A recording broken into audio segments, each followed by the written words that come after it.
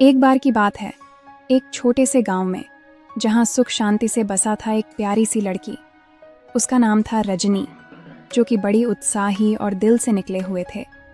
रजनी के पास एक पुरानी किताब थी, जिसमें भविष्य की रहस्यमयी बातें लिखी थीं। एक दिन वह अपने गांव के बाहर के जंगल में खो गई और वहां एक चमकती हुई झरने के पास पहुंची। झरने के पास वह एक चमत्कारिक रखती गई चाबी पाई, जो कि एक लॉक के साथ बंधी थी। रजनी ने उस चाबी को लिया और फिर अचानक एक आवाज सुनाई दी। इस चाबी का इस्तेमाल समय पर करें और जरा होशियार रहें। ठीक है, मैं इस बात का ख्याल रखूंगी।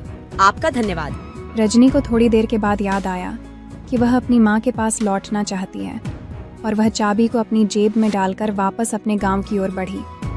जब रजनी अपने गांव में पहुंची तो वह देखा कि उसके गांव में कुछ गैर इंसानी चीजें हो रही हैं। रजनी ने चाबी को खोला और देखा कि यह उसके गांव में सभी की खुशियों का राज था।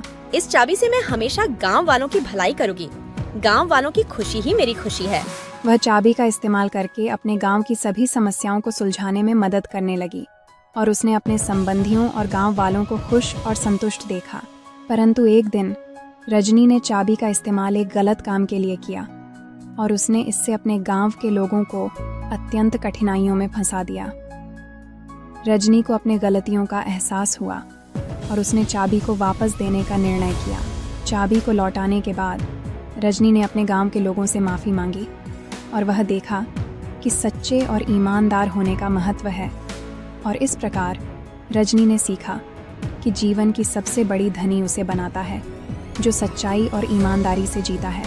और इसी तरह दर्शकों, याद रखें कि जीवन के सबसे बड़े सच्चे खजाने धन या शक्ति में नहीं, बल्कि स्वयं को अपनी मानवता और सच्चाई के माध्यम से पहचानने में हैं।